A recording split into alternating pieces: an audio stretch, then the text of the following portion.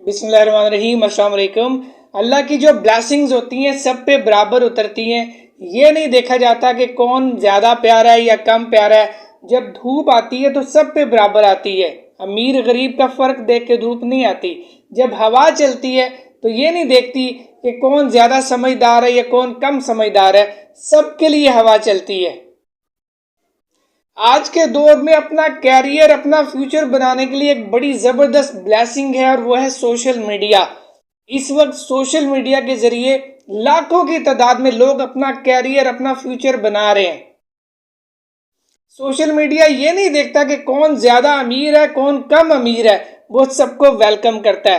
Social media یہ نہیں دیکھتا کون گاؤں میں رہتا ہے، کون شہر میں رہتا ہے، سب کو اپرچونٹی ملتی ہے وہاں پہ اپنا مستقبل بنانے کی۔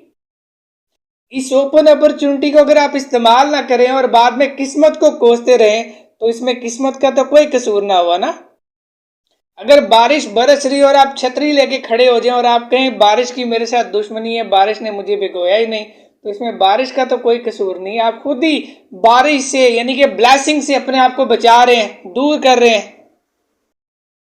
لاکھوں کی تعداد میں لوگ اب تک اپنا مستقبل سوشل میڈیا سے بنا چکے ہیں۔ سوشل میڈیا کی پاور کی چند ایگزامپلز میں آپ کے ساتھ شیئر کرنا چاہوں گا۔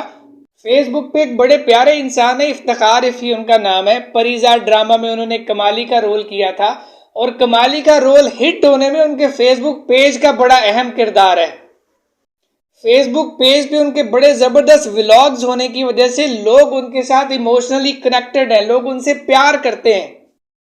اور جب لوگ آپ سے پیار کرتے ہیں تو لوگوں کو آپ کی ہر چیز پیاری لگتی ہے۔ ان کے سوشل میڈیا فینز ہی کی وجہ سے ان کے کمالی کے رول کو بہت زیادہ پذیرائی ملی۔ افتخار رفیع کا آپ کو ایک اور واقعہ بتاتا ہوں جس میں سوشل میڈیا نے ان کو بے حد فائدہ پہنچایا۔ ایک مرتبہ ملک ریاض کے ادارے سے انہوں نے ایک پلاٹ خریدا، انہوں نے پلاٹ کی رقم ادا کر دی، لیکن پلاٹ ان کو ہینڈ اوور نہیں کیا گیا۔ انہوں نے ملک ریاض کے ادارے میں بار بار کنٹیکٹ کیا کہ آپ کو رقم ادا کر دی گئی ہے، لہٰذا میرا پلاٹ میرے ہینڈ اوور کیا جائے، مجھے قبضہ دیا جائے میرے پلاٹ کا، لیکن ان کی ایک نہیں سنی گئی۔ افتخار رفیع صاحب نے اسی بات پہ ایک ویڈیو بنا دی جو کہ وائرل ہوگی، اور اگلے دن ان کو پلاٹ مل گیا۔ یہ سوشل میڈیا کی پاور ہے۔ مین سٹریم میڈیا جو فرعون بنا ہوا تھا، جو کسی کو لفٹ نہیں کرواتا تھا، اگر کسی نے وہاں پہ کام لینا ہوتا تو بڑی سفارشیں کروانی پڑتی، بڑے ہیلے کرنے پڑتے، اس کے بعد جا کے کسی کو کوئی کام ملتا۔ لیکن اس وقت اگر کوئی سوشل میڈیا پہ مشہور ہوتا ہے تو مین سٹریم میڈیا کی مجبوری بن جاتا ہے کہ وہ اپنے پاس اس کو انوائٹ کرے۔ یعنی سوشل میڈیا مین سٹریم میڈیا کو بھی اس وقت ٹکر دے رہا ہے۔ آپ کا کوئی بھی پروفیشن ہے، آپ کوئی بھی کام کرتے ہیں، آپ اپنے کام کو سوشل میڈیا پہ لے آئیں۔ جس طرح آج کے دور میں کسی کا سٹیٹس چیک کرنے کے لیے اس کی پراپرٹی، اس کی زمینیں، اس کی جائیداد پوچھی جاتی ہے، آنے والے دور میں لوگوں کے پیجز، چینلز، ان کے سبسکرائبر، ان کی ریچ، ان کے ویوز پوچھے جائیں گے۔ سوشل میڈیا پہ آپ کے پیج، آپ کے چینلز آپ کی مہنگی ترین پراپرٹی بن جائیں گے۔